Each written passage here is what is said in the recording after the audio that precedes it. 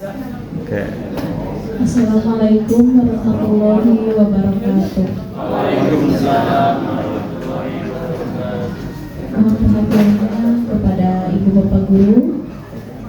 Insya Allah pada hari ini kita akan memasuki praktik baik untuk tahun ajaran 2024-2025, yaitu praktik baik yang akan dikolaborasikan dengan diseminasi budaya positif di sekolah, yang nanti Ibu Bapak sekalian akan mendapatkan sertifikat untuk pendukung di aplikasi PMM Guru masing-masing. Jadi hari ini merupakan praktik baik yang berkolaborasi dengan diseminasi budaya positif di sekolah. Demikian untuk pengumuman sekilas sebelum dimulainya acara. Bismillahirrahmanirrahim. Assalamualaikum warahmatullahi wabarakatuh. Selamat pagi menuju siang, Ibu Bapak sekalian. Izinkan saya sebagai pembawa acara mengucapkan terima kasih yang sebesar-besarnya atas kehadiran Ibu Bapak sekalian di acara hari ini, yang insya Allah acara hari ini akan diselenggarakan secara luring di 3 tempat titik lokasi sesuai dengan yang sudah dipetakan oleh kurikulum. Ibu Bapak sekalian, nanti mungkin praktik baik ini akan menjadi salah satu penunjang kita dalam pengisian PMM ke depan. Sebelum memulai acara, izinkan saya mengucapkan Bismillahirrahmanirrahim bersama-sama dengan Ibu Bapak sekalian. Bismillahirrahmanirrahim. Untuk yang kedua, mungkin doa yang akan dipimpin oleh Bapak Henry. Kepada Bapak Henry disilakan.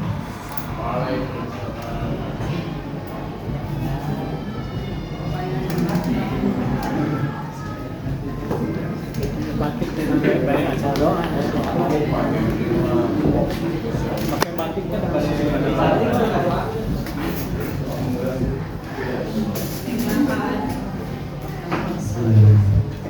Assalamualaikum warahmatullahi wabarakatuh.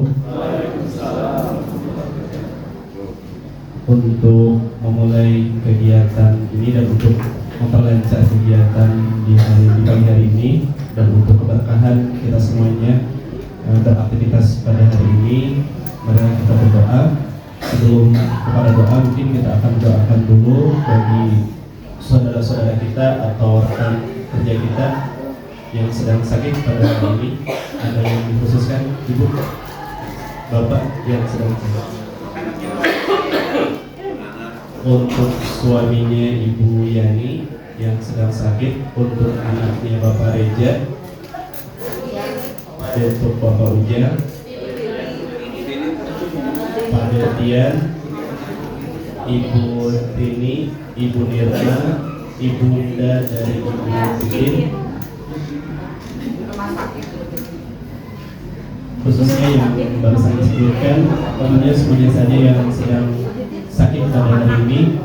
Mudah-mudahan Allah Subhanahu wa Ta'ala secepatnya memberikan kesembuhan kepada beliau-beliau dan dicabut penyakitnya oleh Allah Subhanahu wa Ta'ala dan digantikan dengan kesehatan, dengan sehat yang paripurna. Maka dari itu kita berdoa, Allahumma rabbana si'ati bil ba'sa wasfi wa anta syafi la shifaan illa shifauka shifaan la yurusaqama nas'aluka al-ijabah al-fatihah. A'udzu billahi minasy syaithanir rajim. Bismillahirrahmanirrahim. Alhamdulillahi rabbil alamin arrahmanir rahim maliki yaumiddin. Iyyaka na'budu wa iyyaka nasta'in ihdinas shiratal mustaqim. Shiratal ladzina an'amta 'alaihim ghairil maghdubi 'alaihim waladdallin. Dan mudah-mudahan kita semuanya diberikan kesehatan oleh Allah Subhanahu wa Ta'ala. Amin ya Allah. Allahumma shalli ala Muhammad wa barik amin ya Allah ya rabbal alamin. Bismillahirrahmanirrahim. Alhamdulillahirabbil alamin. Hamdan syakirin, hamdan na'imin, حمدا يوافي نعمه ويكافئ مزيده يا ربنا لك الحمد وإليك الشكر كما ينبغي لجلال وجهك الكريم وعظيم سلطانك اللهم صل على محمد طب القلوب ودوائها والعافية الأبدان وشفائها ونور الأبصار وديائها وعلى آله وصحبه وسلم اللهم اغفر لنا ولوالدينا وارحمهما كما ربيانا صغارا اللهم نور قلوبنا بنور هدايتك كما نورت الأرض بنور شمسك أبدا أبدا برحمتك يا أرحم الراحمين اللهم إنا نسألك علما نافعا ورزقا طيبا وعملا متقبلا ربنا هب لنا من أزواجنا وذريتنا قرة أعين واجعلنا للمتقين إماما اللهم إنا نسألك الهدى والتقى والعفاف والغنى اللهم أعنا على ذكرك وشكرك وحسن عبادتك ربنا آتنا في الدنيا حسنة وفي الآخرة حسنة وقنا عذاب النار سبحان ربك رب العزة عما يصفون وسلام على المرسلين والحمد لله رب العالمين نسألك الإجابة الفاتحة أعوذ بالله من الشيطان الرجيم بسم الله الرحمن الرحيم الحمد لله رب العالمين الرحمن الرحيم مالك يوم الدين إياك نعبد وإياك نستعين اهدنا الصراط المستقيم صراط الذين أنعمت عليهم غير المغضوب عليهم ولا الضالين. Mudah-mudahan doa kita semuanya dikabulkan oleh Allah Subhanahu wa taala. Amin. Wassalamualaikum warahmatullahi wabarakatuh. Terima kasih Menteri. Mohon maaf kita langsung. Alhamdulillah. Insya Allah juga siapkan dari itu acara selanjutnya yaitu pembukaan yang akan dibuka langsung oleh Ibu Kepala Sekolah Dr. Sri Mulyani MPD kepada Yusuf.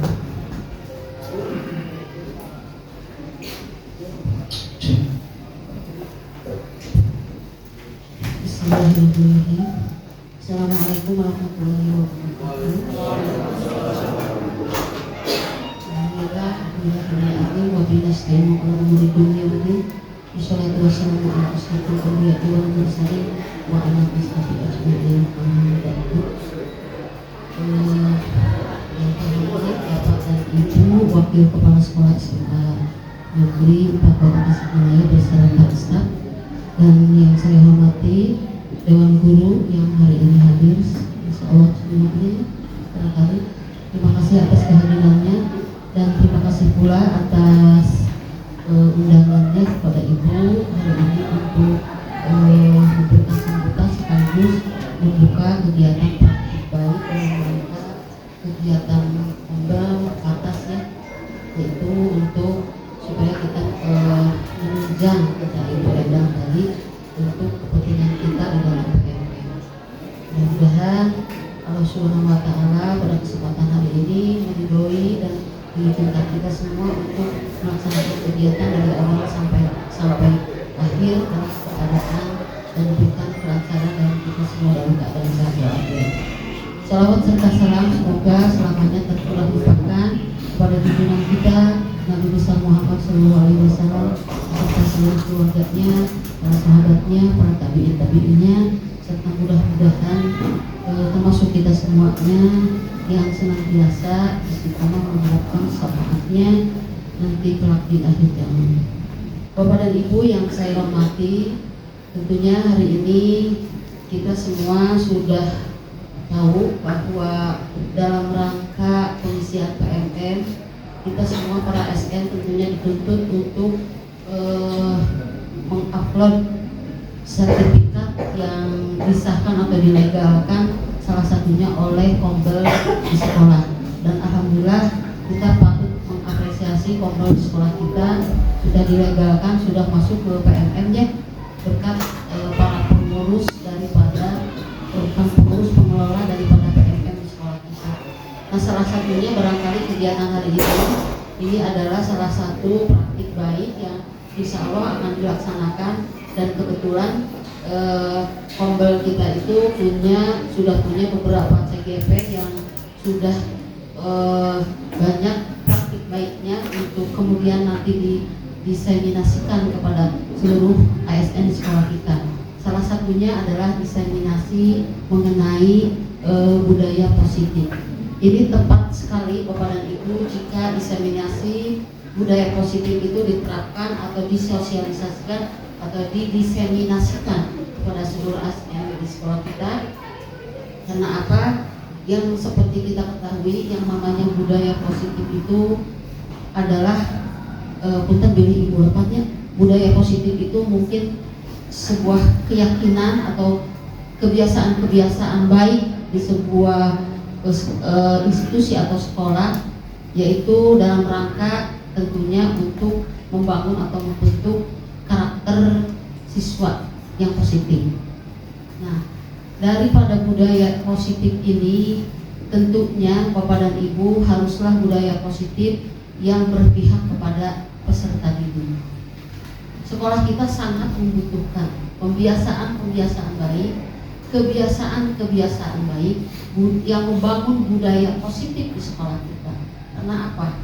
Yang bisa dirasakan oleh Bapak dan Ibu, sekolah kita adalah termasuk sekolah di mana siswanya harus fokus Bapak dan Ibu terhadap kedisiplinan di sekolah kita. Salah satunya adalah solusinya adalah dengan memberikan atau membiasakan kebiasaan-kebiasaan positif itu terbentuk di sekolah kita. Salah satunya ya, seperti yang sudah dilakukan oleh sekolah kita itu, alhamdulillah kita sudah punya yang namanya siaga patas. Itu siaga patas itu secara digitalisasi bisa membangun karakter siswa dan bisa dipantau oleh seluruh guru secara langsung, bahkan dipantau oleh orang tuanya. Ini sangat jarang dan sangat langka sebuah sekolah punya platform atau aplikasi seperti siaga patas. Oleh sebab itu Bapak dan Ibu, siaga patas yang kita miliki yang sudah direncanakan dan sudah dirintis oleh sekolah kita yang dibuat oleh Pak Nijar ya, itu seharusnya jangan tersendat Pak Nijar. Jangan pada awalnya saja kita gebrakan awal bagus siaga patas, tapi semakin kesini semakin blur. Itu sudah dinilai sangat bagus siaga patas, bahkan sudah didiseminasikan, disosialisasikan di Kemendikbud ya Pak, di Kemendikbud oleh seorang panitia guru dari SMA Negeri 4 Kota Tasikmalaya. Itu jarang sekali bisa seperti ini. Kenapa bukan diangkat oleh sekolah kita setinggi-tingginya siaga patas? Karena manfaatnya luar biasa buat sekolah kita. Terutama ini keberpihakan kepada kedisiplinan siswa terhadap kebiasaan-kebiasaan positif di sekolah kita. Ibu menginginkan jangan sampai kendor siaga patas. Bahkan itu kemarin Pak Roni dengan usulan dari panitia, Bu minta ditambah alat untuk bisa mendetek absen ekskul dan absen para pembinanya sekaligus. Silakan, insya Allah. Mumpung hari ini dihadiri oleh tim bos, silakan Pak Bos, Pak Yanto, untuk diakomodir keinginan tim kesiswaan untuk menambah sarana atau alat-alat untuk lebih menjangkau kebiasaan-kebiasaan positif itu terakomodir oleh si alat. Jadi sekolah yang luar biasa, jadi sekolah yang hebat karena guru-guru di sekolah kita adalah guru-guru yang hebat. Itu kalau sekolah kita sudah hebat, semua jadi hebat. Jadilah SMA Negeri 4 sekolah yang banyak diminati oleh masyarakat sesuai dengan memang kenyataannya sekolah kita adalah sekolah hebat. Itu saja barangkali Bapak dan Ibu yang bisa saya sampaikan. Akhirul kalam, billahi taufiq wal hidayah. Wassalamualaikum warahmatullahi wabarakatuh. Waalaikumsalam. Sekaligus pada hari ini Bapak dan Ibu, hari ini tanggal 19 Agustus, hari Senin tanggal 19 Agustus jam pukul 11.56 kegiatan praktik baik komunitas belajar Patas, namanya kita Patas Learning Community, hari ini dengan resmi dibuka. Terima kasih Bapak dan Ibu, sekali lagi Assalamualaikum warahmatullahi wabarakatuh. Terima kasih Ibu Bapak sekalian yang sudah berkenan untuk memberikan sambutan sekaligus membuka kegiatan praktik baik ini. Izin Ibu, untuk kesepakatan kelas sudah dilaksanakan hampir ke semua guru, tapi mungkin kesepakatan ini kelasnya berbeda Ibu tiap guru, dan juga ada kesepakatan kelas dan keyakinan kelas yang memang khusus di kelas tersebut oleh wali kelas. Dan alhamdulillah sudah ditandatangani oleh siswa, itu dari siswa untuk siswa dan dilaksanakan oleh siswa. Berikut dengan sanksinya juga dari siswa. Kalau begitu, kalau semuanya sudah membuat kesepakatan, hampir semua, tapi nanti minta di print ulang itunya aja yang kesepakatan MOU halaman depan, di dokumentasinya tangannya. Yes, kalau tanda tangan siswa mau lampiran kan? Yang depannya, yang judulnya MOU biasanya. Iya, kesepakatan kelas anu dengan anu, saya pihak pertama, siswa dengan anu, kelas anu, dan saya guru mata pelajaran atau wali kelas melaksanakan kesepakatan anu tanda tangan di bawahnya eta. Ibu minta ada tanda tangan ibu di situ. bisa disesuaikan Ibu. Ya, tidak usah sama. Semua guru itu punya komitmen dengan siswa dengan kriteria barangkali berbeda-beda sesuai dengan kesepakatan masing-masing guru makul atau wali kelas masing-masing. Maka itu Terima kasih kepada Ibu Bapak Guru yang sudah melaksanakan kesepakatan kelas dan akan menjadi keyakinan kelas. Demikian Ibu untuk acara pembukaan hari ini, Ibu Bapak Guru. Saya selalu mungkin langsung menutup saja untuk acara pembukaan. Nanti akan disesuaikan untuk ruangan yang bersama Pak Kris berada di atas, di ruang rapat atas. Kemudian yang akan bersama Bapak Nijar berada di ruang lab kimia, dan yang akan bersama Ibu Rustika berada di ruang kelas. Akhirul kalam, wassalamualaikum warahmatullahi wabarakatuh.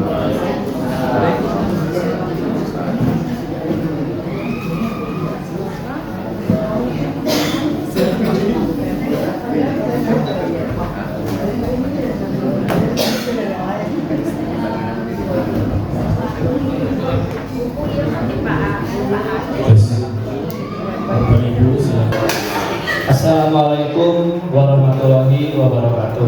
Waalaikumsalam warahmatullahi wabarakatuh. Alhamdulillah alamin wassalatu wassalamu ala asyrofil anbiya'i wal mursalin sayyidina Muhammadin wa ala alihi wa sahbihi ajmain.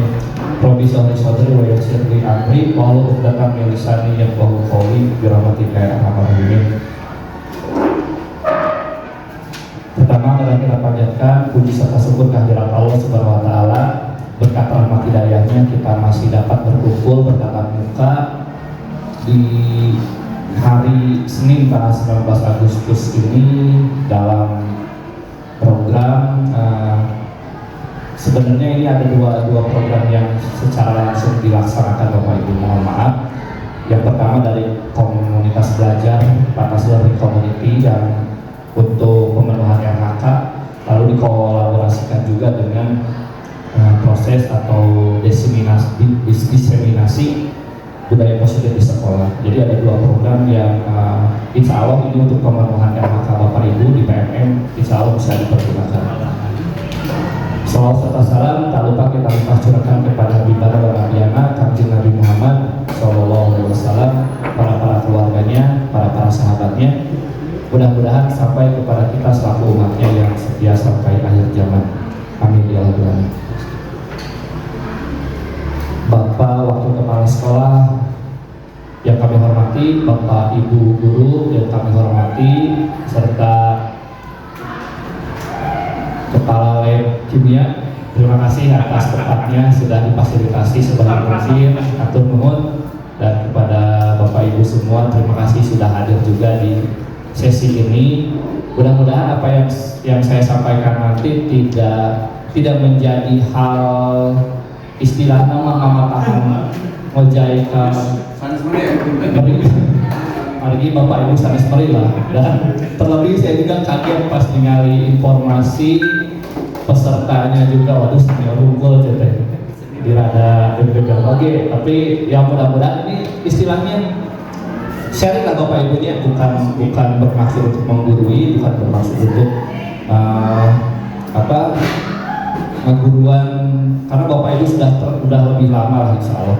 Nah ini Bapak Ibu terkait materi yang akan disampaikan, tadi Bapak Ibu Kepala sudah menyampaikan juga bahwasannya budaya positif ini amat sangat penting diterapkan di sekolah. Terlebih Bapak Ibu nanti ada beberapa video yang secara pribadi ketika saya menonton juga awalnya video ya, tapi ketika dilihat kasus yang sering terjadi juga di sekolah kita dan penanganannya juga ada beberapa langkah. Nanti kita coba sama-sama telaah video tersebut dan implementasi kita di sekolah seperti apa. Nah, jadi untuk judul yang ini adalah budaya positif di sekolah. Nah, Bapak Ibu, kita sepakati dulu. Ini yang harus kita sama-sama coba mulai ke depan Bapak Ibu. Tapi Bu Endang juga tadi sudah menyampaikan bahwasanya di tiap atau Bapak Ibu guru juga sudah melaksanakan ini. Setiap melaksanakan pembelajaran juga sudah ada dulu kesepakatan kelas. Nah, ini kenapa ada kesepakatan kelas? Supaya ketika kita proses pembelajaran itu ada saling interkoneksi dengan anak, jadi tidak ada yang merasa terbebani ketika sedang melakukan pembelajaran. Nah, ini kesepakatan ini harus sama-sama dibuat, bukan dibuat oleh guru, tapi dibuat oleh sama-sama. Nah, makanya ini dari awal harus kita sepakati dulu. Nah, ini juga sama ketika pembelajaran ini atau proses diskusi ini kita sama-sama bahwasanya yang pertama kita setiap individu punya hak yang sama Bapak Ibu. Saya yang di depan punya hak dan kewajiban yang sama, Bapak Ibu yang di belakang juga, bukan berarti lebih tidak tahu, tapi saya yakin kita sama-sama saja saling menghargai, lalu serius tapi santai. Nah, ini mudah-mudahan karena waktu kita di jam-jam rawan dan mudah-mudahan tidak lewat lohor lah ya, mudah-mudahan cepat gitu. Lalu tidak membuang sampah sembarangan. Nah, ini karena ada Bapak Kepala Lab Kimianya, nanti kalau yang makan minum dibuang lagi, diambil lagi. Boleh sambil makan minum, boleh asal ulahnya anaknya ayam kan ya, nyandak bakso. Betul. Dan selanjutnya ini bisa ditambahkan sendiri, mangga badai ngambil makanan yang dibuang. sementara sikapnya, insya Allah karena ini pembelajaran andragogi, pembelajaran orang dewasa, jadi tidak perlu disuruh ABC. Insya Allah Bapak Ibu sudah paham terkait pelaksanaan ini. Anda grogi? Iya, Anda grogi.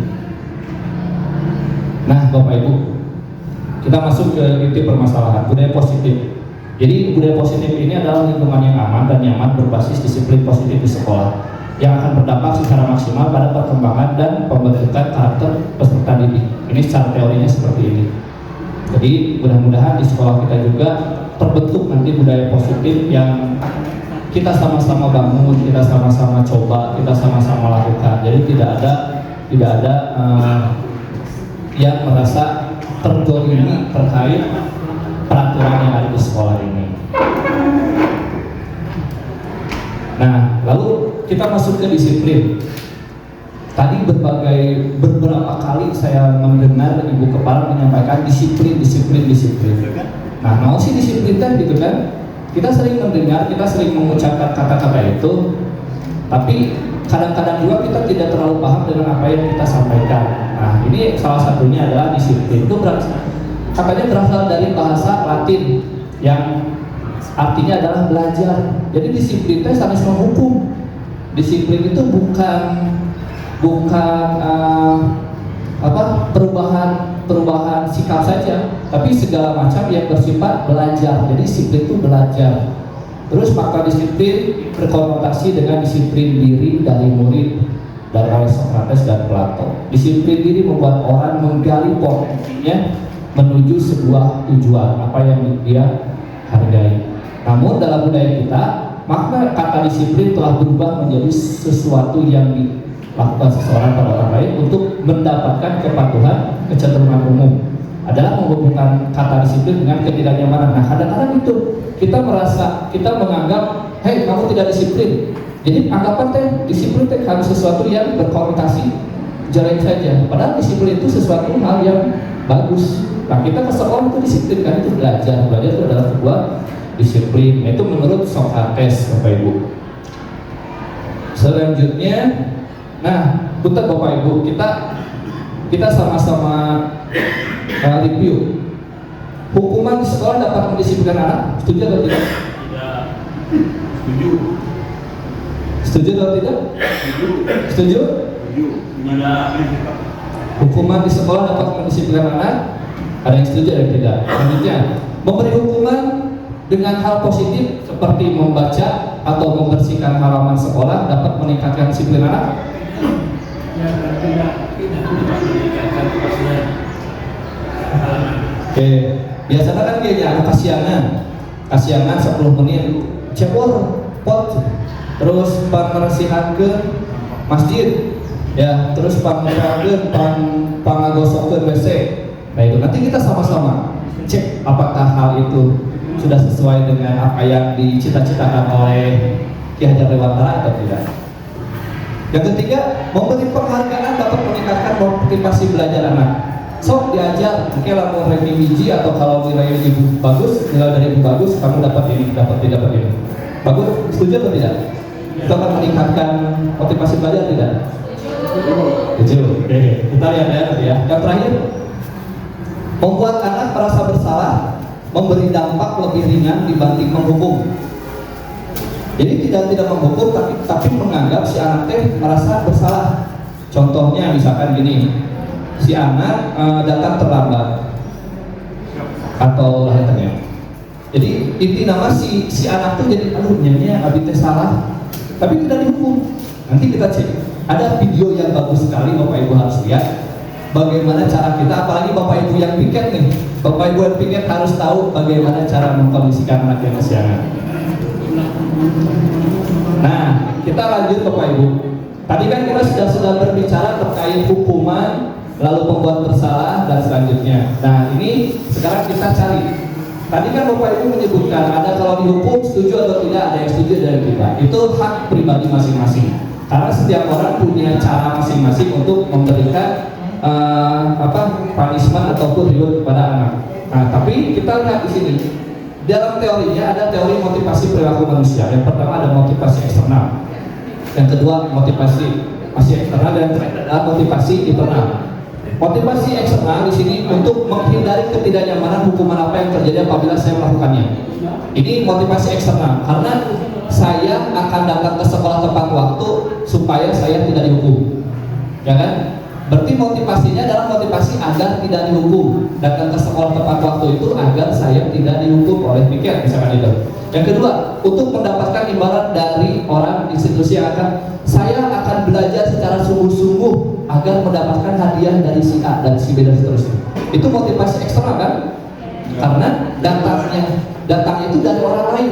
Kamu sok datang ke sekolah, kamu kenapa sepatunya tidak sesuai misalnya dan seterusnya. Itu kan banyak hal-hal yang bisa kita eksplor di sekolah kita. Apalagi di sekolah kita tadi ibu kepala menyampaikan juga bahwasanya banyak sekali hal-hal yang harus kita benahi terkait kedisiplinan.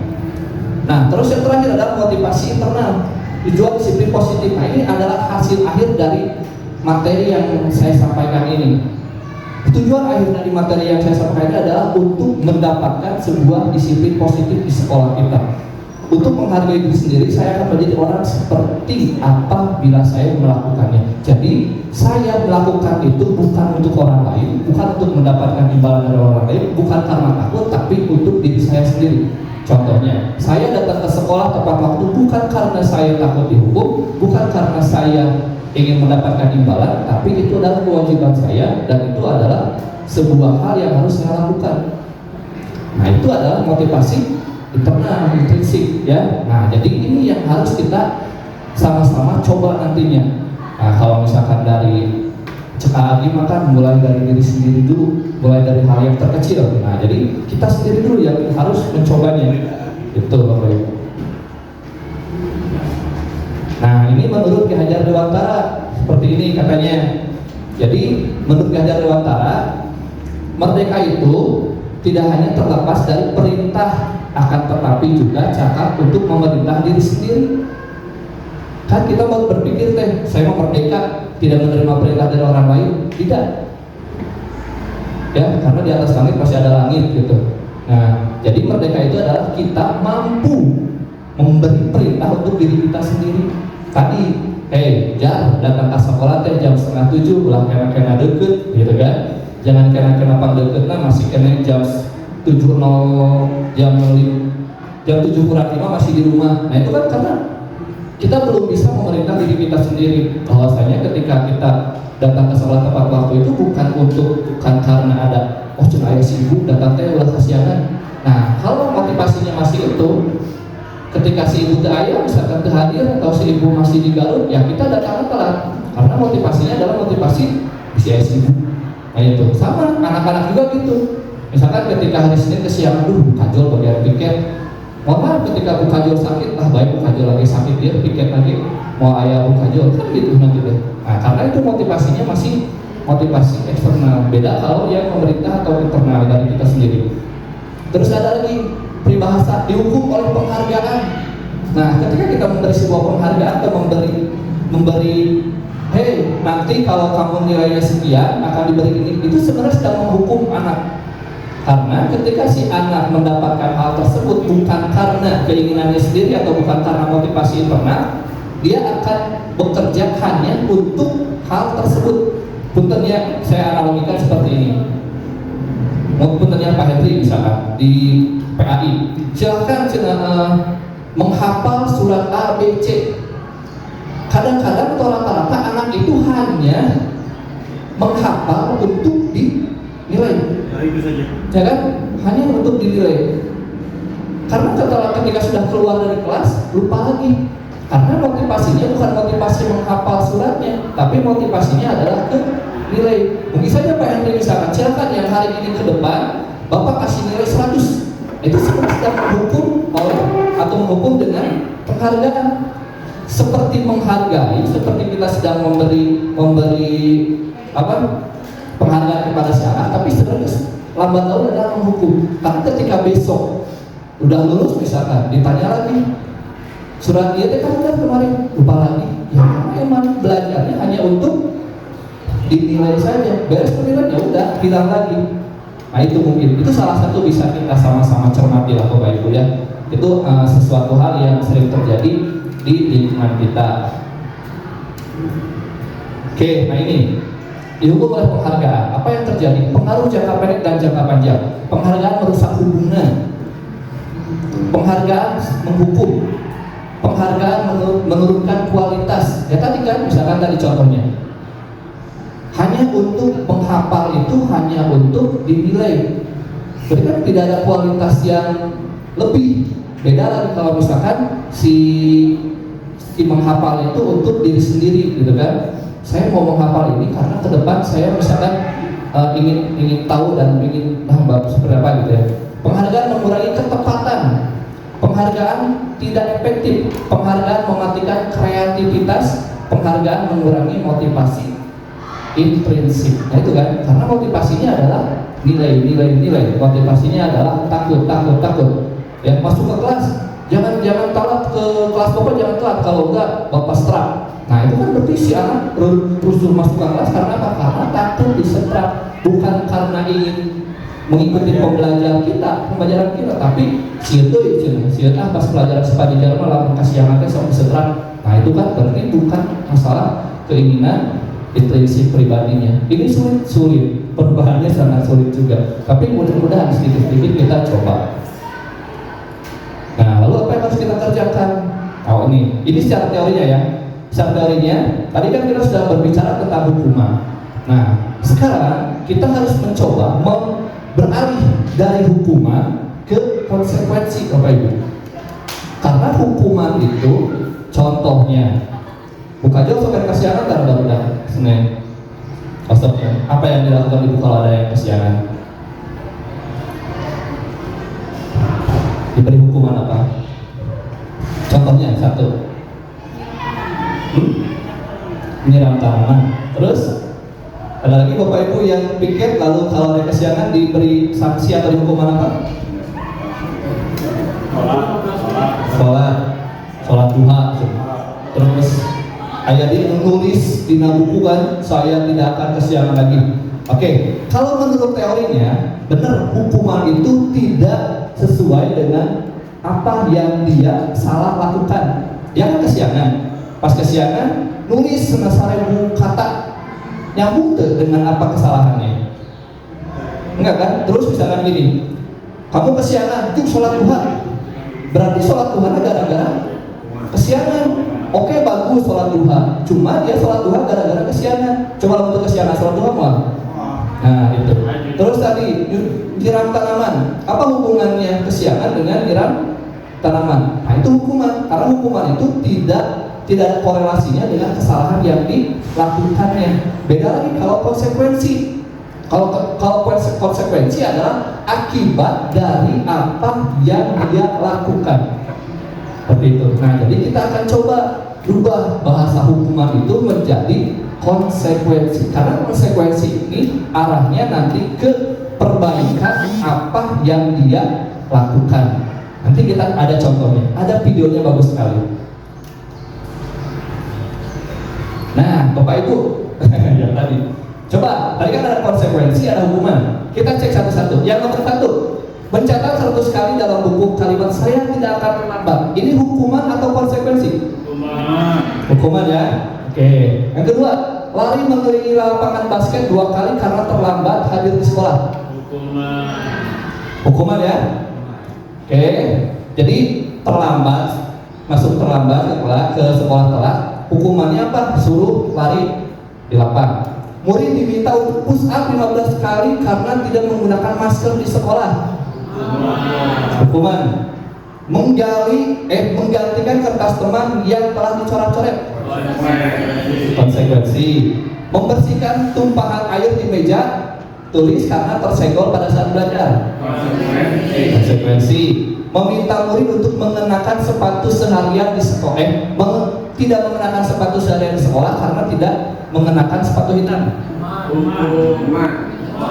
Hukuman atau konsekuensi? Oke, kita cek ya. Lari mengelilingi lapangan basket 2 kali karena terlambat 10 menit untuk pelajaran PCOK. Hukuman konsekuensi? Konsekuensi. Oke, kita lihat hasilnya ya. Nah, oke. Mencatat 100 kali karena terlambat itu hukuman, Bapak Ibu. Dan nyambung, datang ke sekolah telat disuruh mencatat. Ada korelasinya nggak? Ketika misalkan besok, kalau misalkan ini, apakah ada perubahan atau ada nilai yang didapat nggak oleh si anak ketika nulis ini? Pegel. Tapi menurut yang saya cek selama 2 tahun kemarin jadi piket, ternyata tidak ada efek jerah dengan nulis gitu, ya. Ya mungkin itu bisa jadi bahan diskusi nanti ke depannya seperti apa. Oke, Bapak Ibu sudah paham tentang konsekuensi dan hukuman? Sudah paham ya? Nah jadi upayakan kita jangan melakukan hukuman. Ya, kalau konsekuensi itu sudah dibuat dari awal, dari mulai kesepakatan kelasnya. Kalau kamu Jepara dan misalkan, kalau kamu telat masuk pas pelajaran Bapak di PJOK, kamu harus lari 10 keliling.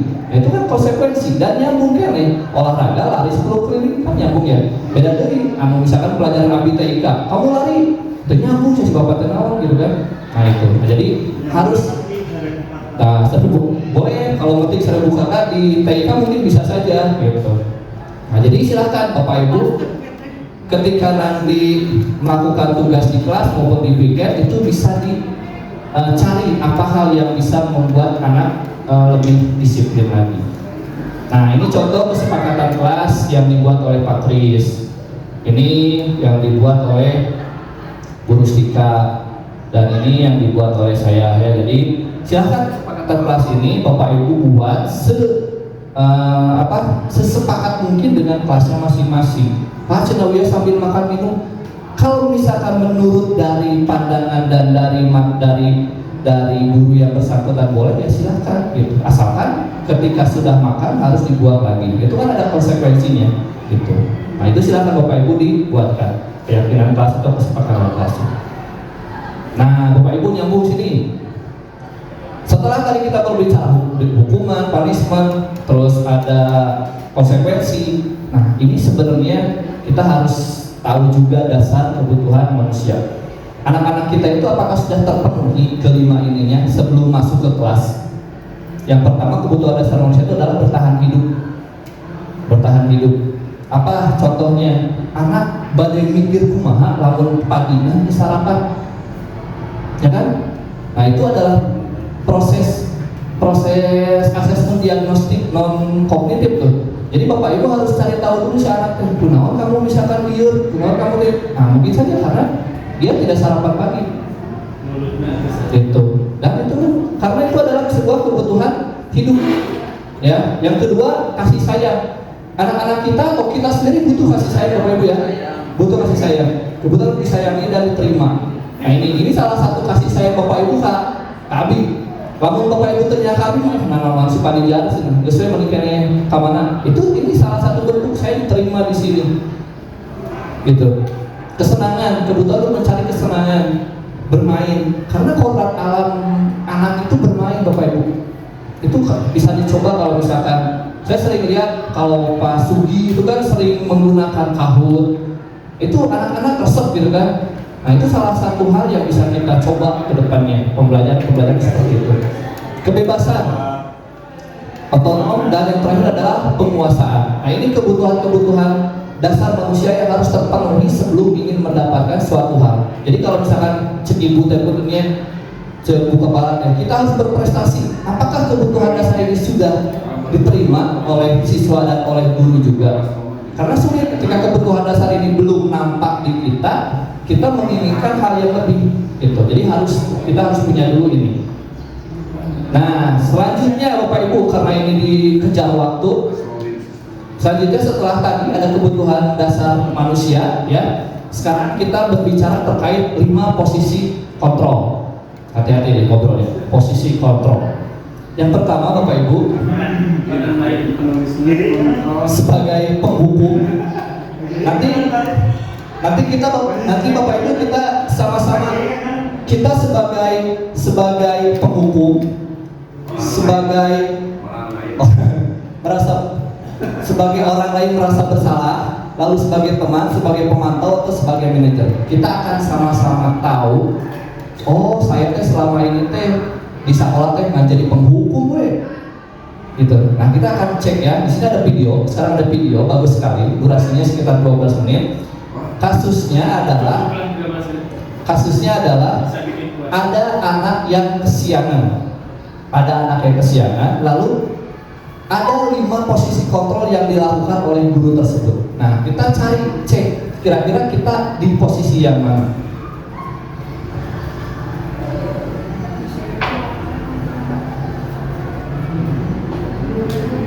Ini teorinya, jadi kita tidak bisa mengontrol orang lain, hanya bisa mengontrol diri kita sendiri. Jadi ya itulah, kita tidak bisa mengontrol apa yang diinginkan oleh orang lain. Nah, kita ini tadi ada teorinya seperti apa caranya. Itu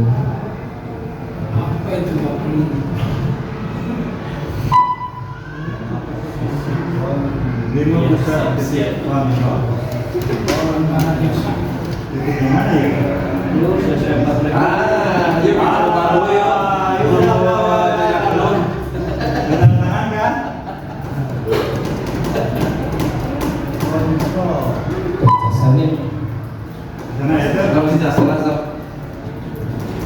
Jasana teh nu alim. Kami sekarang biasa sih tahu. Alim Pak. Jadinya dari jasana. Kamu ya.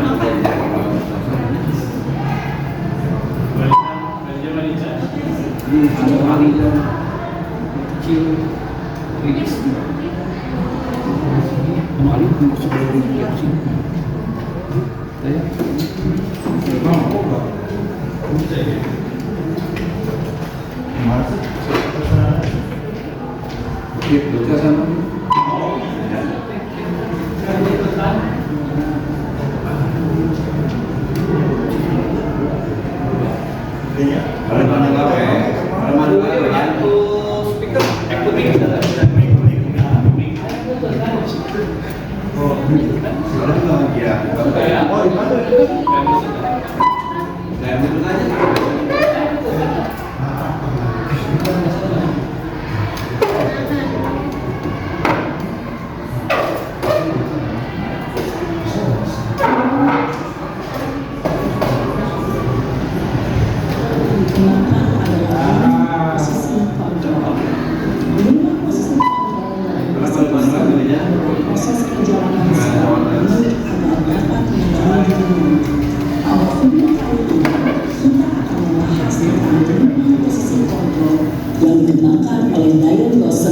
contoh penerapannya.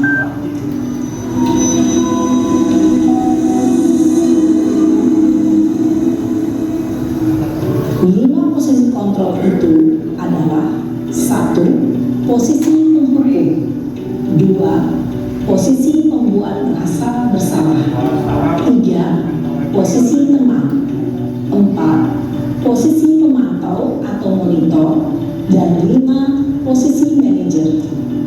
Untuk lebih memahami kelima posisi tersebut, mari kita saksikan kasus Naren yang terlambat hadir 20 menit di sekolah dan melihat bagaimana kelima posisi kontrol dalam menghadapi masalah tersebut.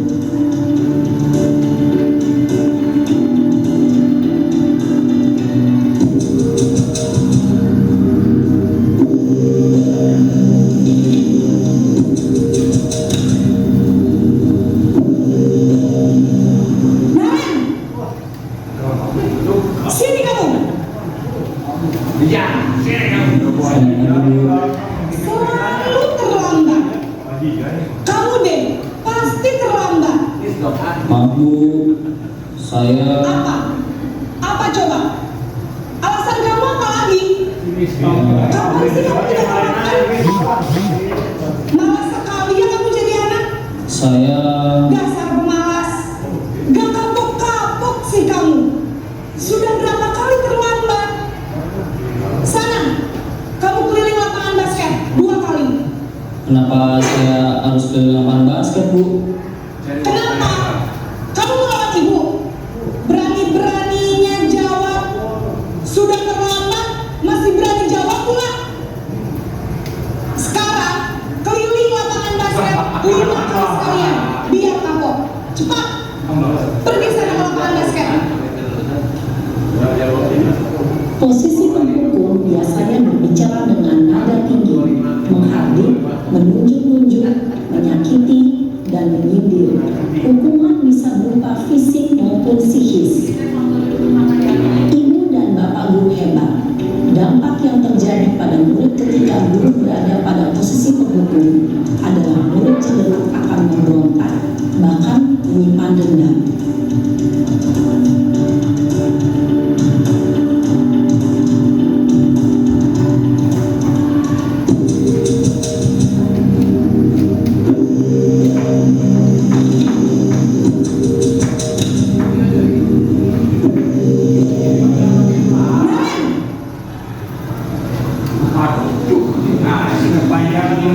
Selamat pagi Bu.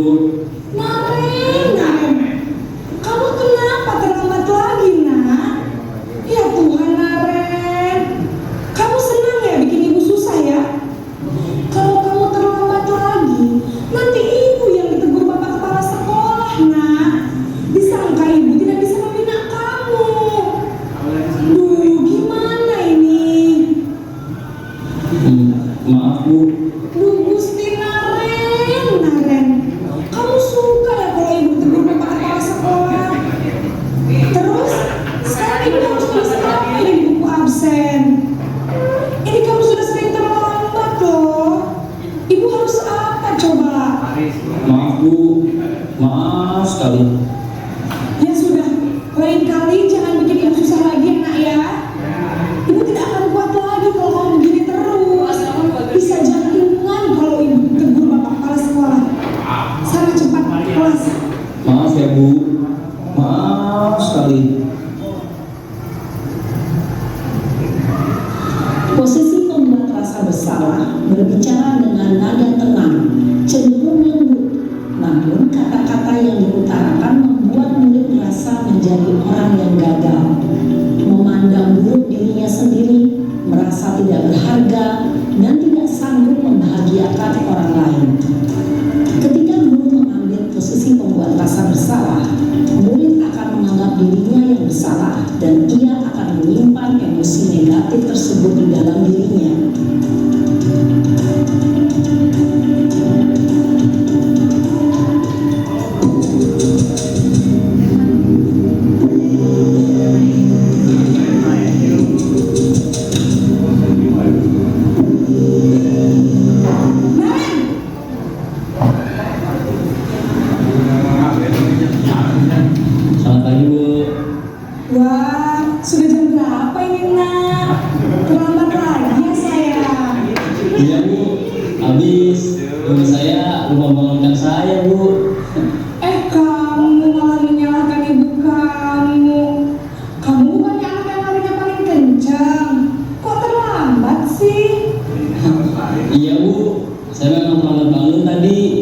Jadi biarpun saya lari kencang, tetap gak kencang Bu.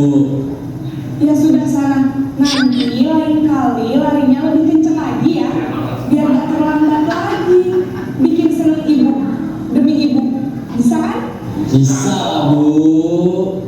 Ya sudah sana masuk kelas, ibu beresin urusan absen kamu. Kamu ini ada-ada saja. Dalam persidangan, guru berbicara dengan nada suara ramah atau cenderung bersenda gurau untuk menjaga suasana tetap santai. Murid akan merasa senang, aman, dan akrab dengan guru. Identitas yang tercipta adalah identitas sukses atau berhasil. Namun, perlu diingat, karena ini masih dorongan eksternal, maka ada faktor ketergantungan dari murid kepada orang tertentu. Di sini guru absennya, sehingga di lain waktu murid bisa berperilaku baik, namun hanya kepada orang-orang tertentu saja.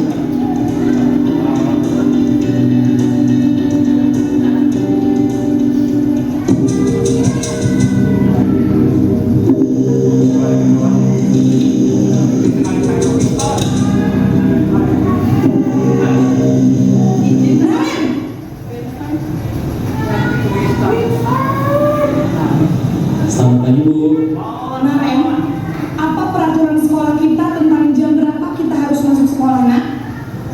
Kita harus di sekolah jam 7 Bu. Iya betul, sekarang sudah jam 7.20. Kemarin sudah tahu konsekuensinya jika terlambat hadir.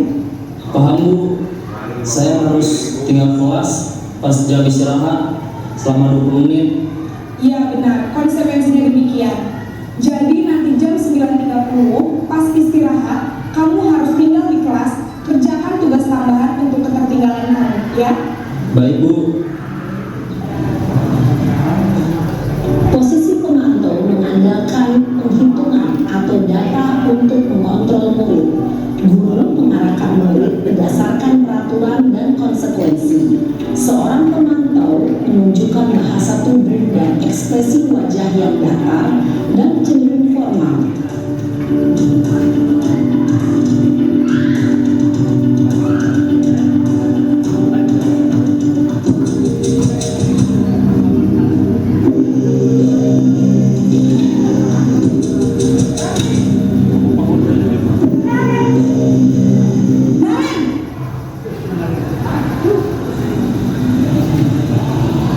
Selamat pagi Bu.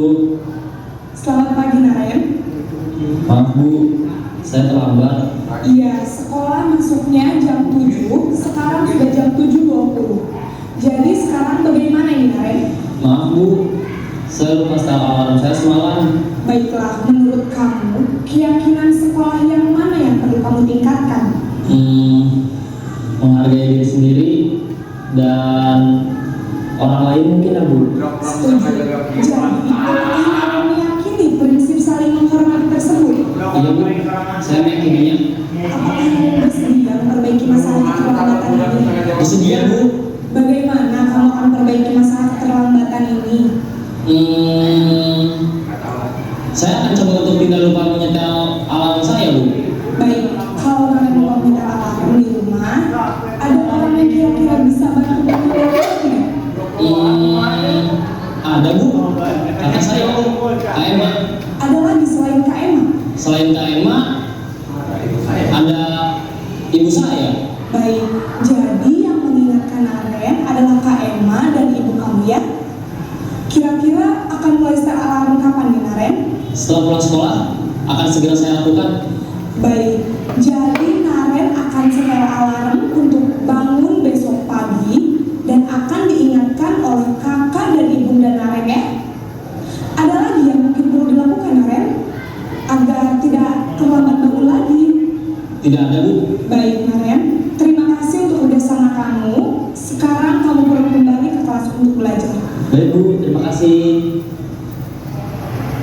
Posisi manajer adalah posisi kontrol yang disarankan untuk membimbing murid memiliki sikap disiplin yang positif, yaitu murid yang mandiri, bertanggung jawab, dan dapat memecahkan masalah. Tujuan dari posisi ini adalah agar murid dapat berefleksi atas tindakannya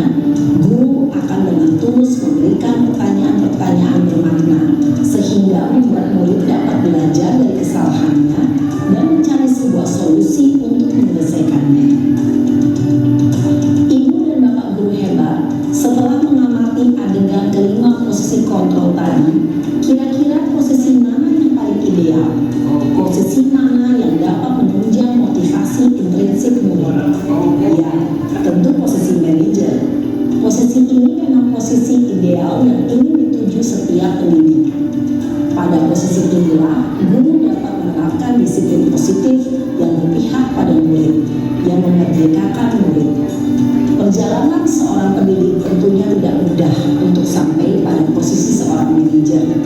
Namun, tujuan kita pasti, yaitu menciptakan murid-murid yang mandiri, merdeka, dan bertanggung jawab. Semoga penggambaran 5 posisi kontrol yang telah diperlihatkan ini dapat menjadi ajang refleksi bagi kita semua, agar dapat terus mengasah dan menerapkan disiplin positif yang memerdekakan murid. Mari terus berlatih dan Nah itu Bapak Ibu terkait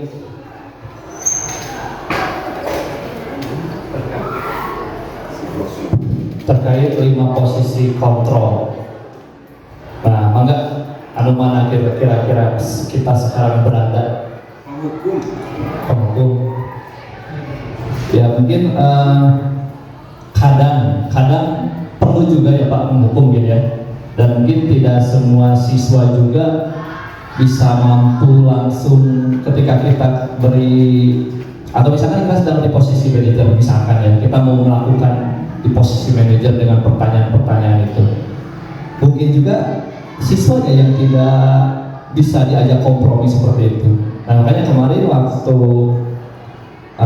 saya menangani kasus murid saya sendiri, saya menolak ketika harus berposisi sebagai manajer gitu. Secara pribadi ini mah kudu penghukum gitu kan, secara pribadi, karena dengan berbagai macam kasus-kasus yang terjadi, rentetan kasusnya sulit untuk secara pribadi saya berposisi sebagai manajer gitu kan. Nah cuma ini secara teoritisnya seperti itu, Bapak Ibu mungkin setelah melihat kasus tersebut, si Naren tadi bisa bagaimana memposisikan diri, karena idealnya adalah kita sebagai manajer.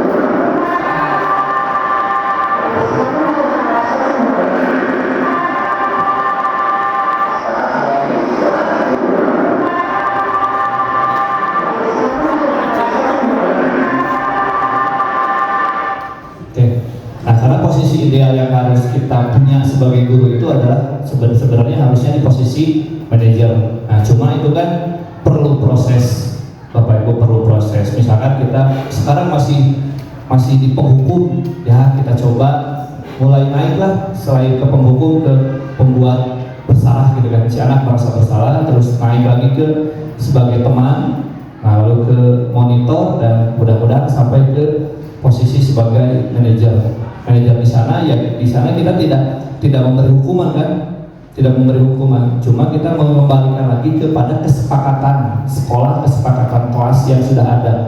Nah jadi mungkin saja kedepannya kita juga harus meninjau tata tertib yang ada di sekolah itu harus ada langsung dengan konsekuensinya. Jangan hanya tata tertib muncul tapi konsekuensinya apa? Karena itu akan langsung tersosialisasikan juga ke guru-guru nantinya kan, agar nanti Bapak Ibu guru juga tidak bingung ketika si anak melakukan kesalahan tersebut atau melakukan pelanggaran tersebut, sudah dapat diketahui konsekuensinya apa. Nah itu kita coba ke sana Bapak Ibu. Nah selanjutnya dari materi terakhir kita ini masih ada waktu ya sekitar 5 menit Bapak Ibu, mohon izin. Nah kita akan membahas terkait segitiga restitusi. Nah ini sebenarnya sudah dibahas juga waktu tahun kemarin oleh Bu Rustika ya, tapi itu secara komplit. Nah ini kita pahami, lihat saja sedikit terkait segitiga restitusi. Nah ini ada apa sih segitiga restitusi? Nah ini, jadi yang pertama Bapak Ibu, ketika kita mendapatkan sebuah kasus yang terjadi di kelas atau dimanapun terkait anak, kita ada 3 langkah. Langkah pertama adalah menstabilkan identitas. Jadi di segitiga restitusi ini guru nanti akan berkata membuat salah itu adalah manusiawi. Jadi tidak langsung menjudge, kamu salah, kamu gini, kamu melakukan hal ini, tidak. Tapi kita stabilkan dulu identitasnya. Maksudnya ya berbuat salah itu adalah sebagai hal yang manusiawi. Jadi tidak ada manusia yang sempurna. Bapak ibu juga pernah membuat salah. Nah, ini mungkin kalau di BP sering ya Bu ya gitu. Jadi cara menangani anak seperti itu. Nah kemarin saya juga syuting ya, izin dari BP syuting membuat kasus seperti ini. Saya menyelesaikan suatu kasus dengan menggunakan segitiga restitusi. Jadi tidak ada saling menyalahkan sini. Ya, dikembalikan lagi ke kesepakatan kelas yang ada. Ya, tuh. Terus kita pasti bisa menyelesaikan permasalahan. Bapak Ibu tidak tertarik. Nah, jadi jangan diulik-ulik terus siapa yang benar, siapa yang salah. Kalau dalam teori seperti itu. Bapak tertarik siapa yang salah, siapa yang benar, enggak. Tapi kita cari solusinya apa. Nah itu, tuh. Ibu BP mah betul. Karena sudah terbiasa seperti itu. Nah jadi Bapak Ibu di PGP ini juga sebenarnya banyak hal-hal yang baru saya pelajari juga ketika di PPG tidak ada, lalu di komodi kuliah mata ayah, ternyata di dalam PGP ini ada gitu cara bersosialisasi dengan anak seperti apa dan seterusnya. Kalau kamu menyalahkan dirimu sendiri terus menerus, apakah kamu bersikap baik pada dirimu sendiri? Nah itu kan jadi pertanyaan-pertanyaan yang harus kita lakukan nanti, tanyakan. Yang kedua, di segitiga restitusi ini adalah validasi kebutuhan. Yang pertama, kamu bisa saja melakukan hal yang lebih buruk. Nah, jadi ketika si anak melakukan hal tersebut, kita cari hal yang terburuknya. Karena gini misalkan, contohnya, sebenarnya mah buruknya mengambil uang dari dompet orang lain misalkan ya, ngambil uang, kasus kemarin terakhir kan, uang di dompet ada 300.000, yang diambil 200.000. Jadi bagaimana kasdirnya? Bisa saja kamu itu ngambil semuanya kan, tapi kamu hanya ngambil 200.000. Nah itu jadi kita validasi kebutuhannya seperti itu. Bukan berarti kita membenarkan kesalahannya, tidak. Cuma jangan langsung dianggap yang paling salah gitu si anak teh. Nah, itu kalau secara teori seperti itu. Kamu pasti punya alasan mengapa melakukannya. Nah, itu pertanyaan-pertanyaan yang harus dilontarkan kepada anak. Apa yang penting bagi kamu setelah itu? Apa yang penting gitu. Kamu boleh tetap berusaha menjaga sikap itu, tapi tambahkan sikap yang lain yang baru. Nah ini pertanyaan-pertanyaan nanti Bapak Ibu saya share filenya ya, isi. Butuh nih ketika nanti menangani anak pertanyaan-pertanyaan yang seperti ini. Lanjutannya pada Mas Adam dari sini. Terus yang terakhir adalah menanyakan keyakinan. Nah keyakinan ini tadi balik lagi ke keyakinan kelas yang sudah kita buat.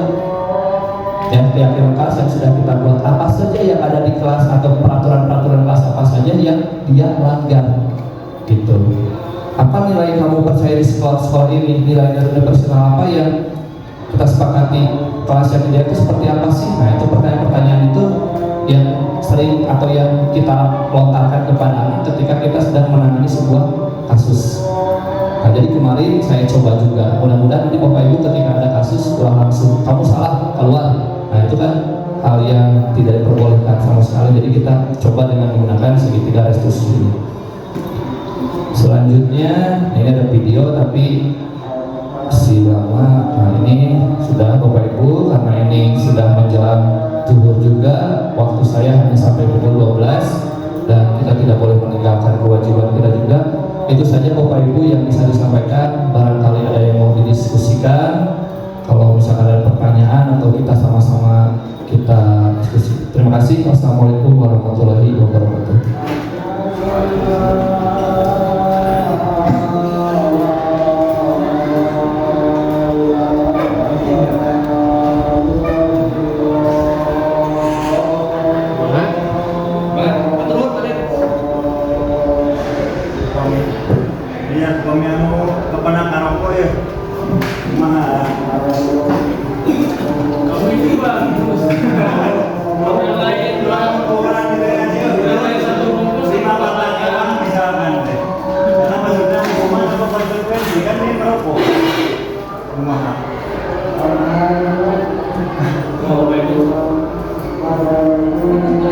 Ada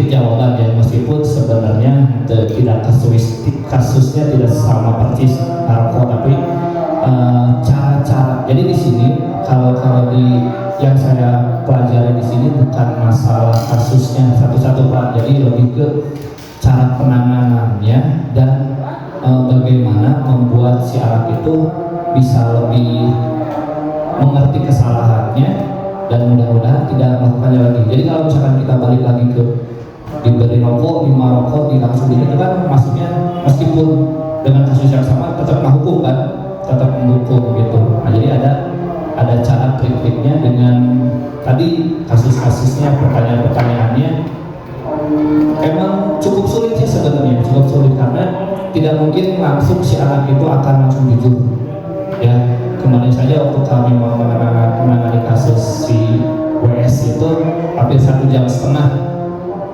agar si anak tersebut ngomong, mengaku gitu. Nah itu emang cukup makan waktu ya banyak. Budak kadang kan sudah orang sama poin ngurus si budak anu 36 orang diabaikan. Nah sudah kan seperti itu. Tapi secara teori nama ya emang harus seperti itu. Kita kudu melayani anak yang berkebutuhan itu. Nah berkebutuhan itu kan emang dia tuh mungkin butuh naon sih, kamu tuh kunaon lapor di siapa tuh butuh naon gitu kan, kayak naon, ada apa yang dikejar oleh kamu teh ketika narko di sekolah teh gitu. Mungkin saja ada hal yang dia sembunyikan, pastilahnya mungkin itu. Jadi kalau kasus yang tadi Pak sedikit tanya orang tonton lah ya. Kita tonton ini ada kasus sama kasusnya ini dengan menggunakan segitiga restitusi.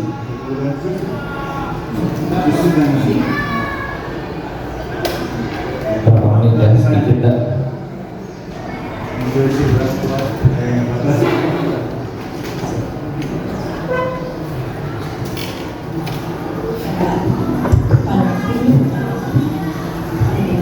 Tentang salah satu program disiplin positif yang diterapkan di lingkungan sekolah yang dikenal dengan nama restitusi.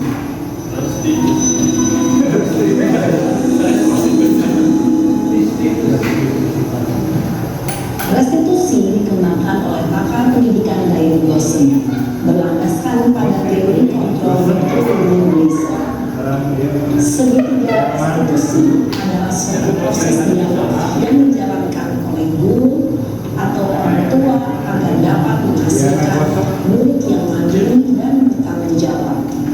Pada saat guru di posisi manajer, aspek yang dikembangkan pada murid adalah motivasi intrinsik, sehingga pengalaman nilai kebajikan dapat tumbuh dan berkembang menjadi suatu kebiasaan positif yang akhirnya membentuk karakter diri.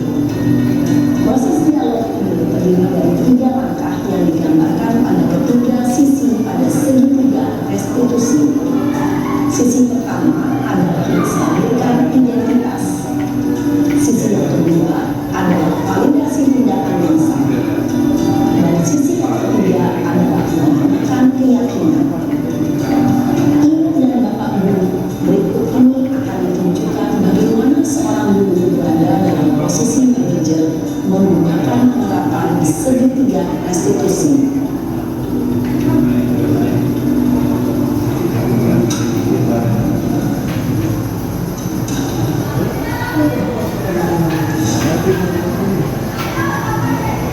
Siang Sarah. Sudah lama nggak ketemu Sarah? Kenapa hari ini ada di sini? Kesel Pak, kesel banget. Masa aku dikatain tukang fitnah Pak? Ya aku marah lah.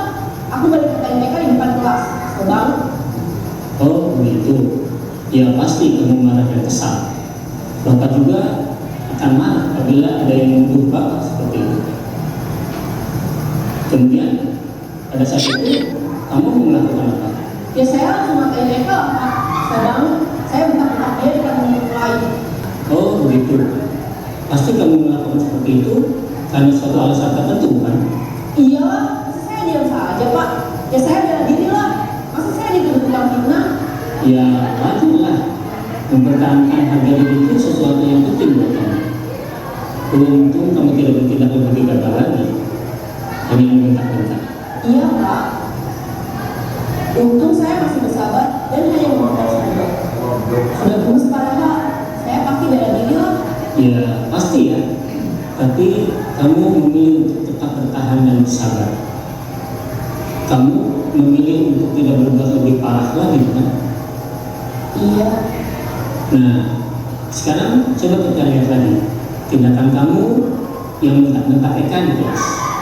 Tindakan kamu itu kira-kira sesuai dengan keyakinan kelas atau prinsip kamu tidak?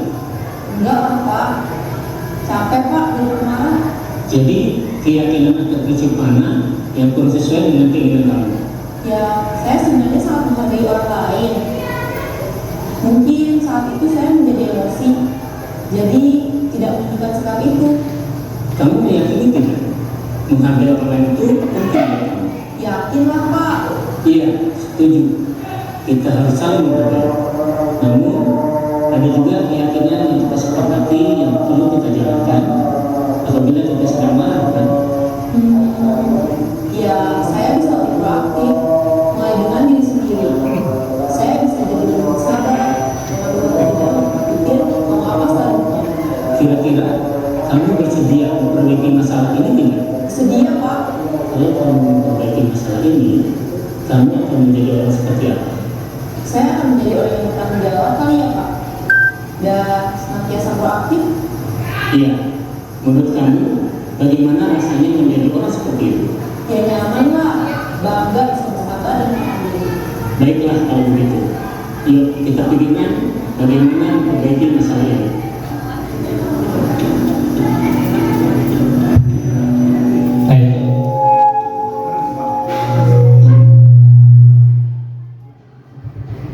Nah itu Bapak Ibu, contoh penerapan segitiga restitusi.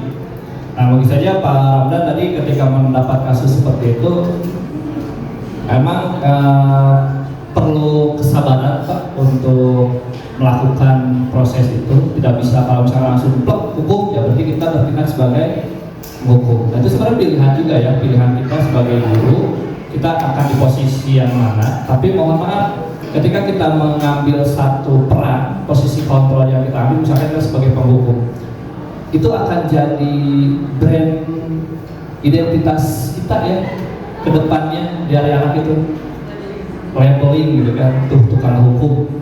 Nah saya juga sadar kemarin selama 1 tahun kemarin, bahwa si panitia tukang nyukur, panitia dia gitu kan, itu salah satu. Dan ternyata ketika, mohon maaf saya sedikit curhat juga, kemarin waktu FPLS saya kan disuruh nyukur anak-anak ya, para dana juga. Nah, ketika saya minta bantuan ke Pak, kasih suara aja tadi uang nyukuran anak-anak. Pak sama sekali nggak mau. Mau sampai cerita ke Panijar, kan kami mau sadar kasih suara, sampai ke Panijar.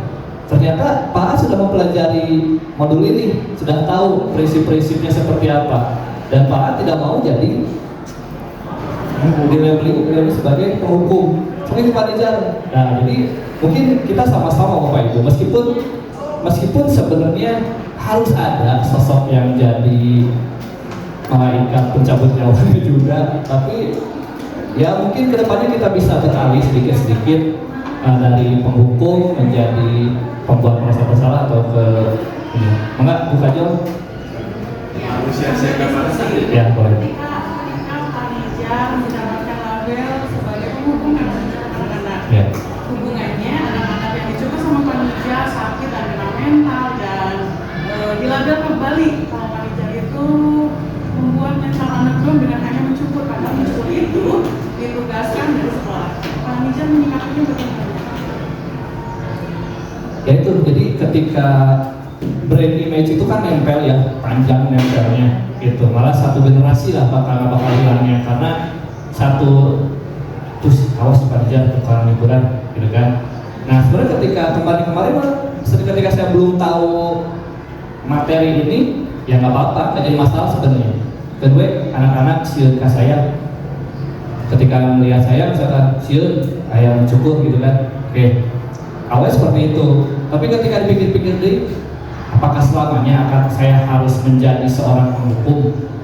Ya mungkin tadi pagi ada anak OSIS. Adija minta tolong apa? Mau ada penertiban logo. Nah, Kak Abi, gitu kan? Nah, Kak Bapak coba kalau kasih kata siswa dulu minta arahannya seperti apa. Iya kata Bapak saya ke server, cari orang di server. Karena ketika sudah ini, bentar saya juga mau langsung ngambil keputusan kan, karena saya ingin mencoba nih berubah image anak-anak kepada saya itu jangan sampai hanya sebagai orang yang menghukum, tapi kedepannya konsekuensi lah, gak ada hukuman gitu. Nah kita balikan lagi ke kesepakatan awal bahwasanya kalau tidak pakai label apa konsekuensinya. Nah tapi itu perlu juga kedepannya kita harus ada apa konsekuensi yang akan kita lakukan sebagai instansi sekolah ketika anak yang tidak menggunakan label, konsekuensinya apa? Harus disamakan ini, bersamakan seluruh stakeholder semuanya harus sama ketika ada pelanggaran itu apa yang harus dilakukan dan siapa yang akan menindaklanjutinya. Jangan sampai nanti saling tuduh ketika ada orang itu sini.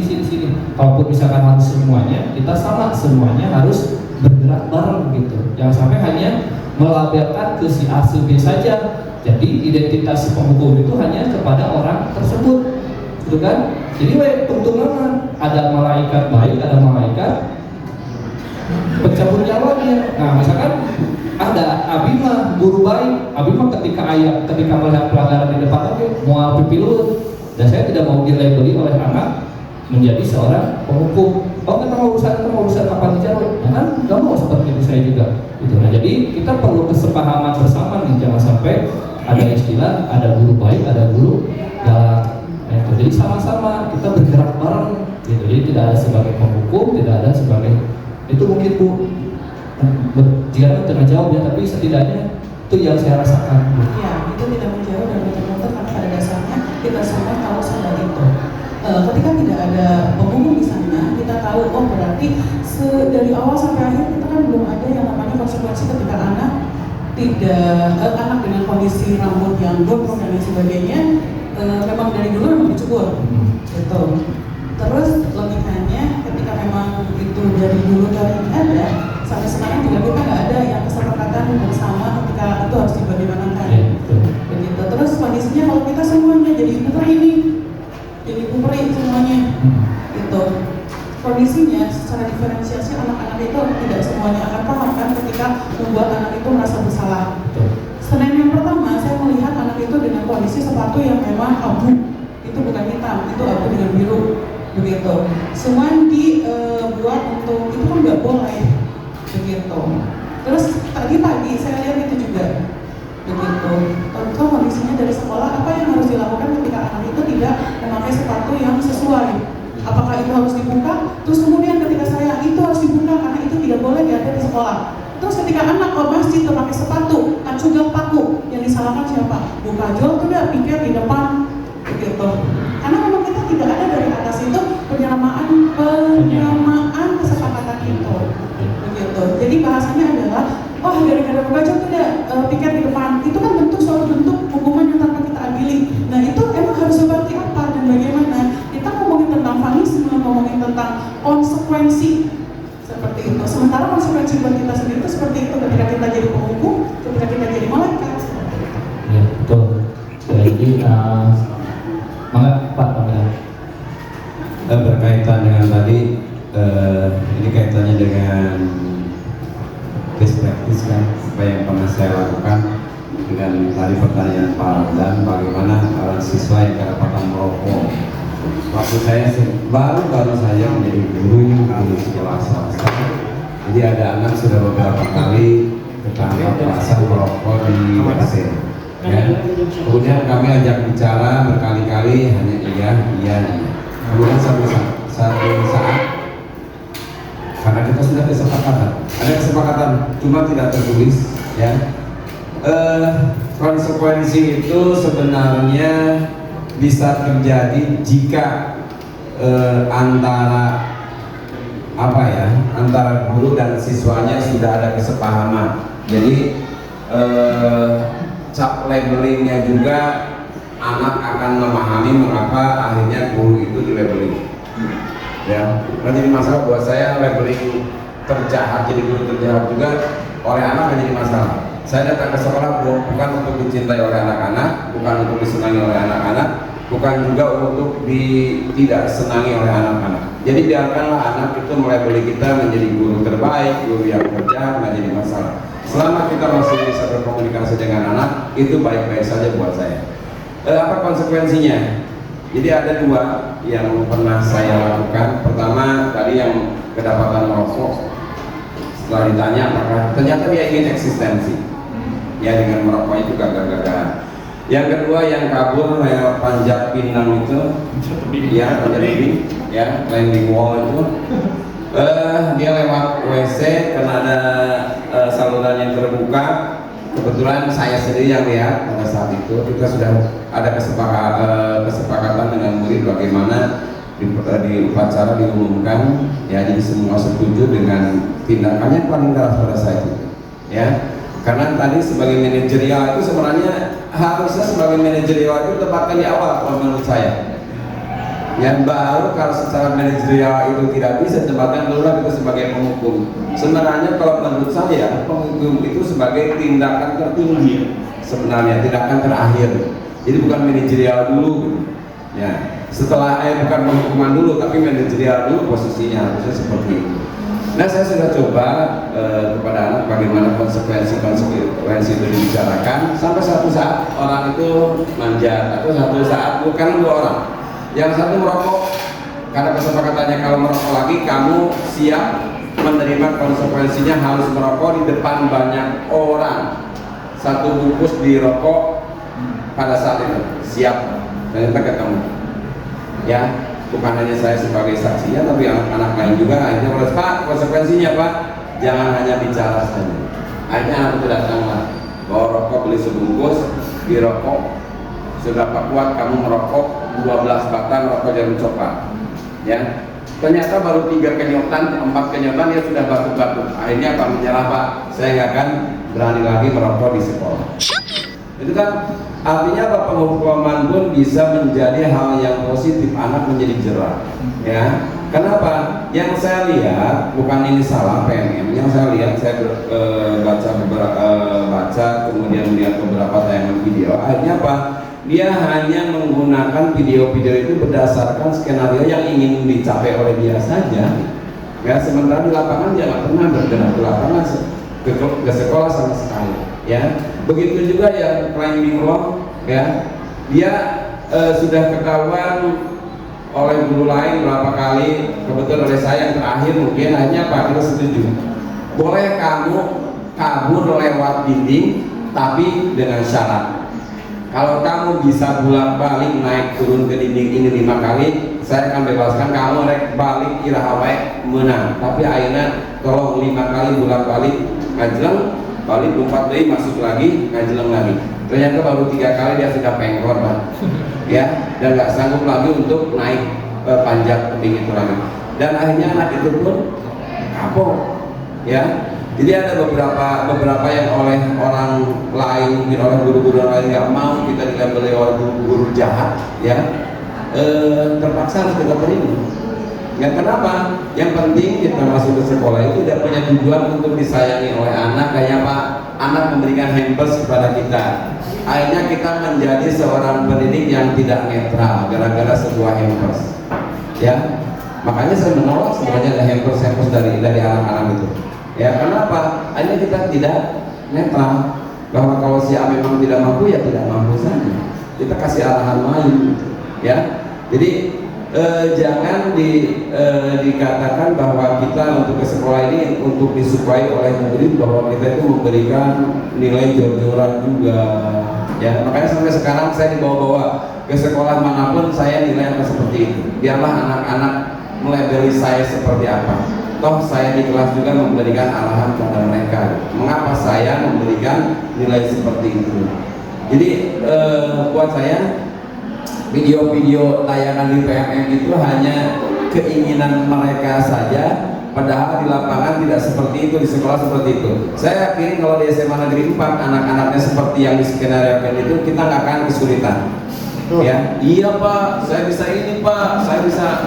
Saya yakin kalau anak anak-anaknya seperti yang didesain di video itu, kita nggak akan kesulitan menjadi guru yang manajerial, yang monitoring lah, nggak akan kesulitan. Bahkan mungkin tidak punya masalah dengan kebiasaan negatif siswa, ya. Jadi itu hal-hal yang menurut saya seharusnya tetap penghukuman itu harus ada, tapi sebelumnya kita pahami dulu konsekuensi yang harus diambil oleh anak. Nggak apa-apa jadi tukang cukur rambut, bahkan saya lebih kejam lagi dari panitia. Saya itu nyukur rambut pakai cutter, Pak. Waktu saya di SMA PUI, saya itu pernah nyukur rambut anak pakai cutter karena sudah konsekuen dengan anak. 3 minggu berturut-turut sudah diberitahu bahwa rambutnya harus dicukur, tapi ternyata balik lagi ke eksistensi, bahkan semakin ngebiru bajunya. Akhirnya apa, ditarik ya oleh kesiswaan. Kita bicarakan bahwa kalau tidak bisi gunting mempankan ke cutter, jadi dia nonton nggak apa-apa, silakan pakai cutter. Ternyata cutter kan tidak akan setajam pakai kertas ya. Kalau karena rambut, angan seset, meskipun sedikit akhirnya kumpulin kisah takut. Akhirnya apa? Dia takluk, cukur sendiri. Tiap bulan cukur rambut, tiap bulan cukur rambut. Jadi hal-hal yang best practice itu sebenarnya kalau saya dulu, mengapa saya tidak berani membicarakan di hadapan banyak orang, karena ada aturannya. Best practice itu satu, apa nama kejadiannya, apa yang sudah kita lakukan, apa saja urutan-urutannya, kemudian siapa objek penderitanya, siapa yang bisa menjelaskannya, siapa yang memberikan arahannya, kemudian bagaimana keberhasilan itu bisa dicapai. Jadi kalau saya lihat sekarang, maaf ya, best practice itu hanya menyampaikan lagi teori yang ada di PMM kepada kami. Itu hanya teori. Teori-teori itu yakin tentang bagaimana disiplin siswa itu semuanya nggak ada yang jelek-jelek, semuanya harus disiplin. Saya pernah lihat di ada cuplikan dari Habit ya, bahwa disiplin itu sebenarnya kebebasan.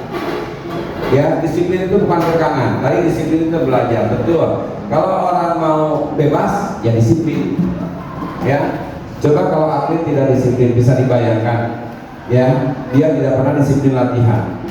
Apa yang akan terjadi pada saat dia melakukan pertandingan yang sebenarnya? Ya mungkin dia kelelahan, mungkin dia juga tidak bisa membimbing bola atau apapun lah.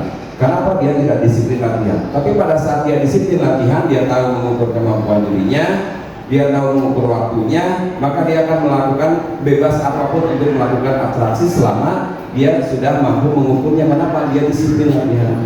Jadi itu, ya. Jadi menurut saya apa yang kita peragakan di sini tadi Pak A menolak itu sebenarnya bukan karena rasa percaya dirinya, justru karena didikte oleh video-video ini. Kalau menurut saya video-video baru datangnya, ya. Kalau semua guru begitu, saya yakin sekolah ini menerapkan disiplin apapun nggak akan pernah terjadi.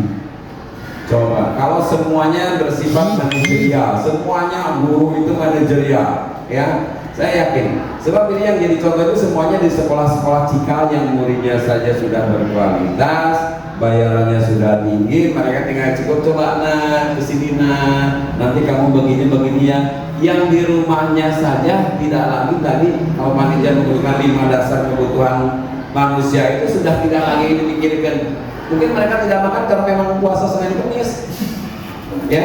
Kalau kita tanya lagi tadi makan enggak karena sedang berpuasa, kan nggak nyambung dengan kebutuhan itu ya, kebutuhan dasarnya. Kemudian satu lagi tadi kurang, kalau menurut Maslow ada 6 kan. Yang terakhir adalah apa? Respect, penghargaan. Anak itu perlu apresiasi dari kita.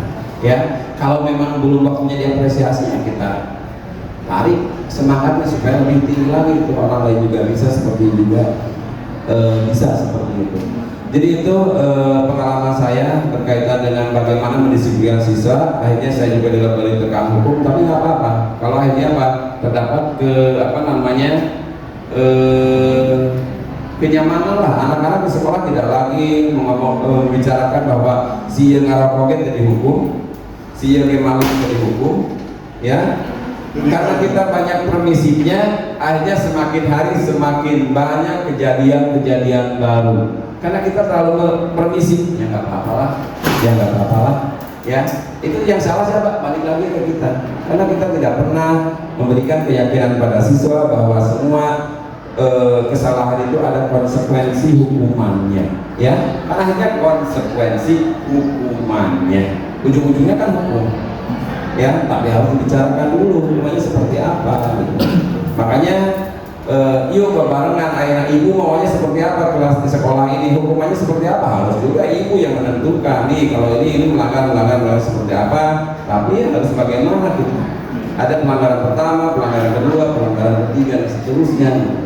Jadi saya berharap best practice berikutnya itu adalah pengalaman-pengalaman berharga yang Pak Nijar pernah lakukan, sehingga apa, di kelas ini benar-benar nih, misalkan kalau kelas Pak Nijar 11 berapa, dengan melakukan best practice yang dilakukan oleh Pak Nijar, maka kelas Pak Nijar tidak ada lagi yang siswanya keluar kelas hanya karena alasan nganterkeun babaturan anu BAB saja sampai 3 orang.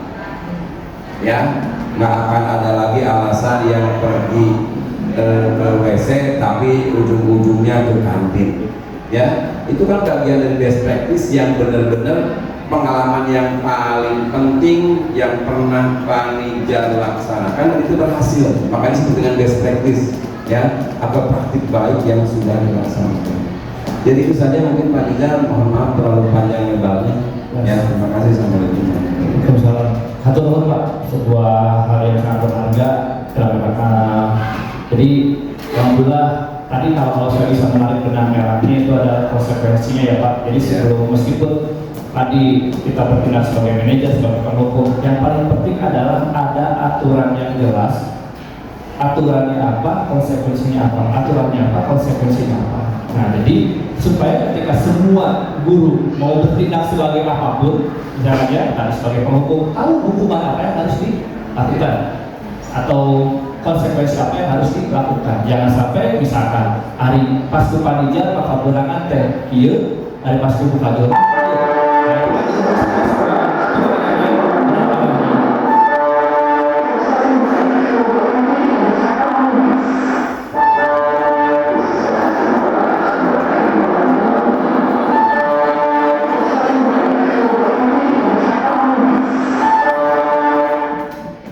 Mungkin bisa Pak, kalau bisa terkait best practice ini sebenarnya ya tadi ada 2 program yang kita lakukan, itu ada diseminasinya dan ada best practice-nya. Ya, kebetulan karena dengan waktu yang bersamaan kami lebih banyaknya ke diseminasinya.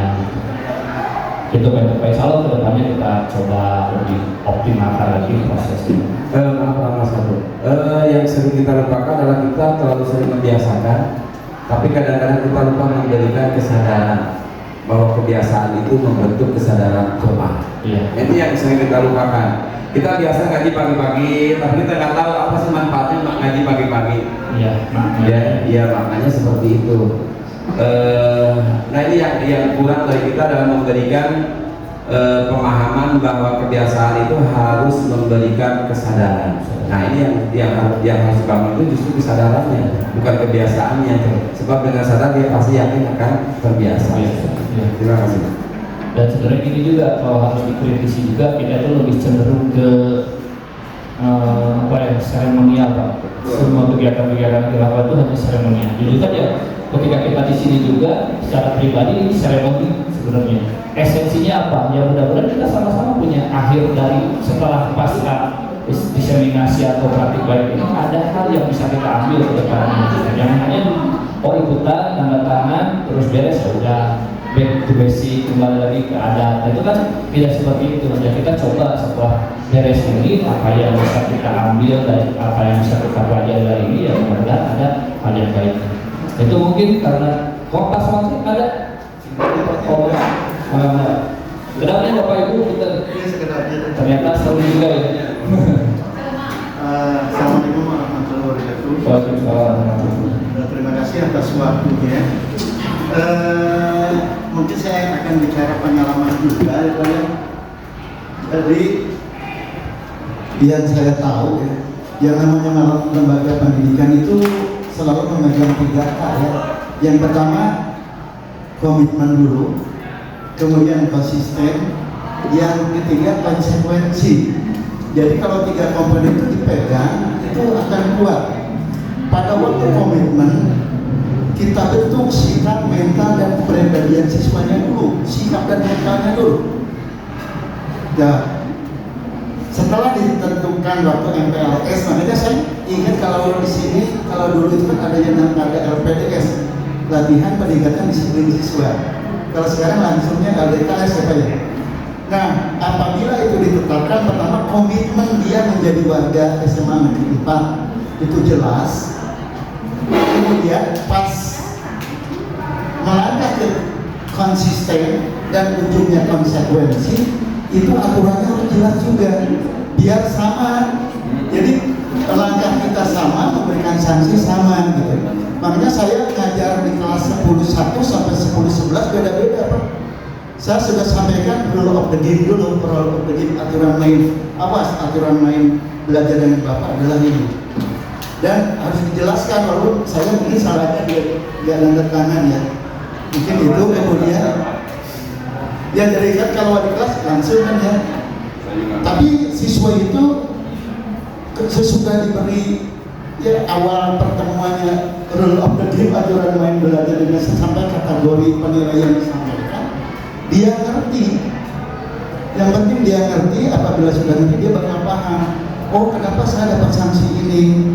Dan alhamdulillah reward and punishment selalu ya diberikan. Ya kalau punishment pasti untuk yang bermasalah. Cuma tadi saya insya Allah setelah melihat beberapa video tadi, ya mungkin ya usia kita ini loh, ternyata tidak terasa usia saya 59 ya, ternyata aduh harus banyak tarik napas juga. Ya kayak tadi back to basic itu kembali ya. Kemudian flashback juga, oh salahnya di mana, itu akhirnya muncul itu. Mungkin itu yang bisa saya sampaikan, hanya nambah saja, hanya ingin sampaikan.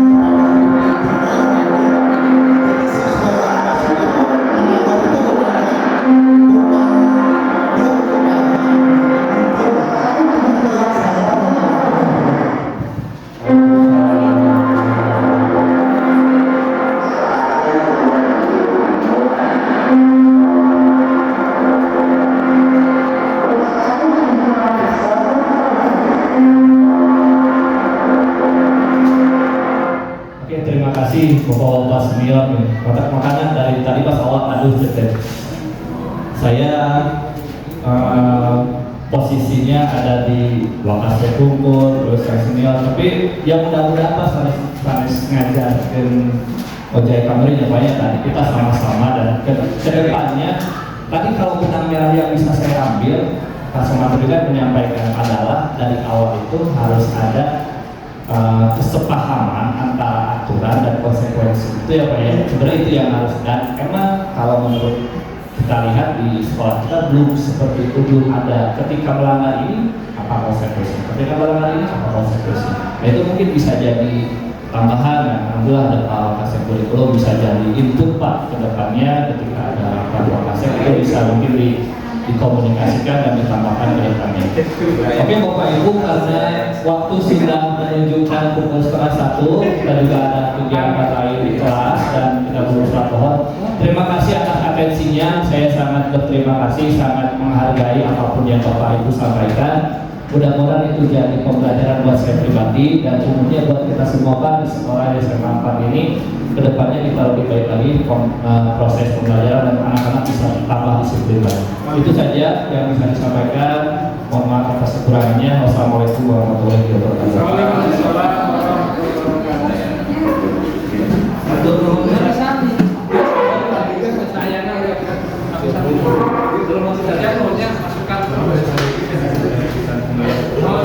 Banyak satu lagi kamera pakai ya, ukuran.